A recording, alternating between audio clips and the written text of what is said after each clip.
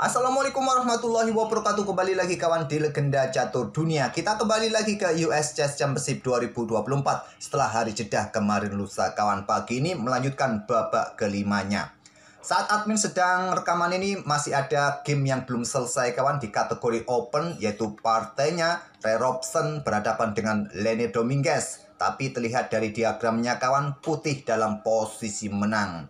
Partai yang lain, Christopher Yu kawan kalah oleh Fabiano Caruana. Kemudian Hans Niemann bermain remis melawan Wesley So. Abhimanyu Mishra kalah oleh Awander Liang. Dan Grigori Oparin remis melawan Sam Sevian. Dan partai yang cukup menarik yang akan kita ulas ini adalah partai Levon Aronian. Dengan kemenangan saat mengalahkan Christopher Yu ini kawan, kembali Fabiano Caruana memetik poin penting 3 kali kemenangan berturut-turut. Sehingga posisinya sekarang makin kuat di posisi puncak sendirian dengan perolehan 4 poin. Hasil dari 3 kali kemenangan berturut-turut kawan dan 2 kali remis, diikuti pesaing terdekat lainnya Hans Niemann Moke, Awander Liang, Wesley So, dan Sam Sevian kawan. Selisih 1 poin penuh. Oke, sebelum kita akan ulas permainan Fabiano Caruana, saya dahulukan permainannya Levon Aronian, pemain senior yang menolak pensiun. Ya, berusia 40-an tahun ya, Levon tahun ini. Ya, 11-12 lah dengan usia admin juga kawan. Nah, oke kawan, Levon Aronian versus Sam Saklan di babak kelima US Chess Championship. Nah, Levon Pegang Putih mengawali dengan pion E4.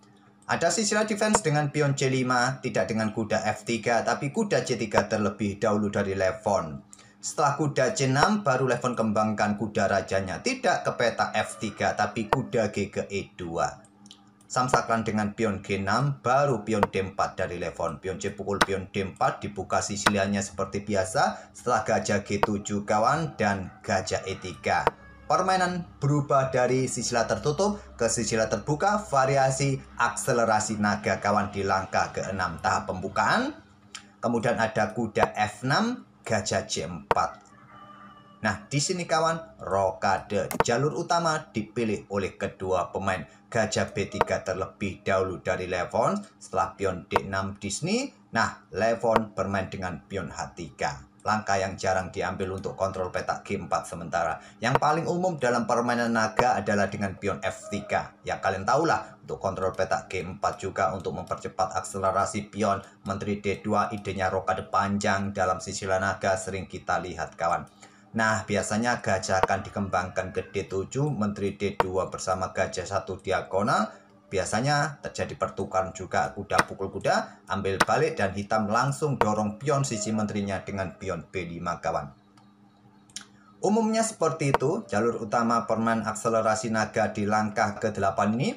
Tapi dengan pion H3 saja Levon bermain. Setelah kuda A5 serang gajah, di sini Levon amankan raja, rokade terlebih dahulu, dan ada pion B6 untuk berikan tempat bagi gajah untuk segera berkembang. Benteng E1 terlebih dahulu dari Levon. Setelah gajah B7, Levon angkat menteri D3.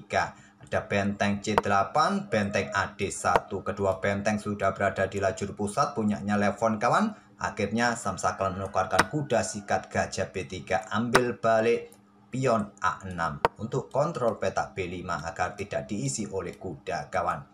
Levon dorong pionnya maju terus untuk menantang pertukaran agar nanti jika terjadi pertukaran kuda bisa nongkrong peta B5 atau sementara juga untuk awasi ruang-ruang gelap ini. Menteri C7 lanjut Sam Saklan, ada pion B5 ditolak dengan pion A5. Memang kalau memberikan tempat bagi kuda ya repot ya nanti di sini. Tapi dorong pion ini juga memberikan ruang yang bagus juga bagi kuda kalau ingin nongkrong ke peta B6 nanti kawan. Jika ada kesempatan pertukaran maka ada 1 pion bebas di lajur C. Nanti kita lihat saja dalam permainan endgame-nya seperti apa. Apakah mencapai sampai endgame atau hanya cukup di middle game saja permainan ini? Kita lihat kawan. Gajah G5 lanjut Levon. Ada benteng FE8. Kemudian menteri bergeser ke E3 bersama gajahnya 1 diagonal. Angkat menteri ke C4. Apa ide menteri ini kawan? Apakah disusul dengan langkah pion E5, usir kuda, terbuka baris keempat bersama gajah bersama kuda, menekan peta E4, atau siap geser juga untuk merebut pion ini? Gajah H6. Tantangan ditolak, gajah mundur ke H8. angkat benteng D3. Maka persiapan dobling dan benteng pun juga siap beraksi di baris ketiga. Menteri B4 menyerang pion. Dilepas gajah G5. Nah, Stockfish Disney menyarankan gajah G7 langkah terkuatnya kawan. Ataupun angkat benteng ke petak C5. Untuk menekan gajah Disney, ya idenya juga untuk mempercepat dobling kawan. Atau manuver kuda ke D7 salah satu opsi juga. Samsaklan angkat bentengnya ke C4. Dan silakan kalian pause video ini untuk beberapa detik kawan. Dan coba temukan langkah terbaik bagi putih untuk memanfaatkan kesalahan benteng C4.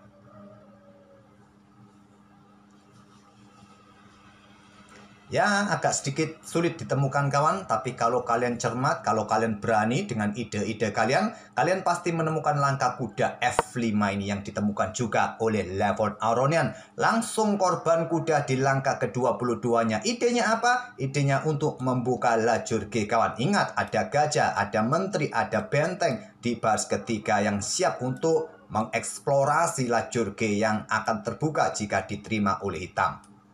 Di sini kawan, menteri ke C5, benteng C5, atau menteri ambil pion ini tak ada masalah. 3 opsi terkuat bagi hitam untuk melanjutkan permainan. Toh kuda ini juga tidak mempunyai target penting kawan. Anggap contoh kalian ambil pion B2, melakukan skak pun raja masih bisa bergeser kawan. Mungkin yang kalian takutkan mungkin adanya dengan benteng B1, mencoba menjebak menteri. Kalau kesini mungkin ya ada discover, kuda bergerak. Ambil pion saja tak ada masalah. Mungkin kalau putih ingin remis, ya serang menteri. Geser kanan, geser kiri. Bisa berakhir remis. Tapi memilih menerima korban dengan beraninya Samsaklan ambil kuda F5. Terbuka lajur G-nya kawan. Gajah H6. Diikuti dengan menteri G5, menteri G3. Skak blokade, bisa skak mat nanti. Nah, kuda ambil pion E4 untuk jaga petak G5, jaga petak G3. Kuda pukul kuda, lanjut Levon kawan. Gajah E5, tidak berani untuk ambil kuda ini. Tentu menteri ke sini, skak blokade, skak mat. Gajah harus mempertahankan petak G7, gajah E5.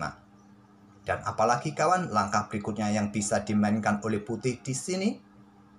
Kalian melakukan skak, ya raja simple masih ada ruang kawan. Dan gajah juga masih bisa proteksi petak G7. Di sini Levon memulai gebrakan keduanya. Lagi-lagi dengan kuda dikorbankan ambil pion D6. Garbuan keluarga kawan. Cuma tidak ada menteri, tidak ada raja di sini. 2 benteng kena garbu juga gajah di petak B7. Jelas mendapatkan 1 perwira tambahan. Kalau hitam sampai berani ambil kuda dengan gajah, tidak ada lagi yang membantu petak G7, tentu ancamannya skak mat ya. Kalau mengambilnya menggunakan pion, masih ada menteri G5 skak. Raja H8 diikuti gajah G7 skak. Raja G8 discover check, skak mat di langkah berikutnya. Kalau kalian sikat dengan gajah, terbuka lajur E, benteng meluncur skak, dan bisa skak mat juga. Blokade, skak mat. Di sini kawan bermain dengan pion F6 untuk perkuat posisi gajah dan juga kontrol petak G5. Nah, Levon memilih ambil benteng. Kenapa tidak ambil gajah? Kenapa tidak ambil benteng yang di sini kawan? Cukup beresiko karena benteng ini juga siap melakukan ancaman balik. Gajah sudah awasi petak H2, ancaman skak mat bisa berbahaya sekali. Mungkin berlanjut kuda F6, ambil balik oleh pion. Di sini ada benteng meluncur skak, raja ke F7, ya kejar-kejaran terus kawan, tapi masih cukup berbahaya kawan. Kalian sulit untuk menyelamatkan diri, berbalik hitam akan unggul, akan menang. Jadi Levon ambil benteng yang cukup mengancam juga, kuda ambil benteng C4, menteri ambil balik kuda C4, selanjutnya apa? Pion F4. Ancam gajah, blokade petak G3, menteri meluncur juga ada ancaman skak mat. Raja H8, kalian ambil pion ini kawan, ya masih ada menteri bisa ambil balik, gajah ambil balik. Hitam sudah kalah perwira kawan di sini. Raja H8, pion ambil gajah E5. Kemudian benteng G8 mencoba melakukan counter attack kawan, tapi selepas benteng D2 ini, Samsaklan menyerah di langkah ke-29 karena sudah merasa sudah tidak bisa berbuat apa-apa lagi kawan.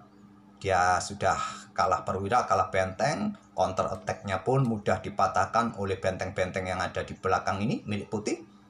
Oke, permainan cantik dari Levon Aronian di babak kelima kawan, dan merupakan kemenangan pertama Levon di event ini setelah juga sempat kalah oleh Awonder Liang pada babak ketiga. Oke, semoga permainan dari kedua pemain ini bisa menghibur kalian, dan kita akan lanjut nanti satu game lagi dari Fabiano Caruana, dan kita juga akan susul dari WR Chess Cup Master. Kita akan bertemu di video-video berikutnya. Terima kasih. Wassalamualaikum warahmatullahi wabarakatuh.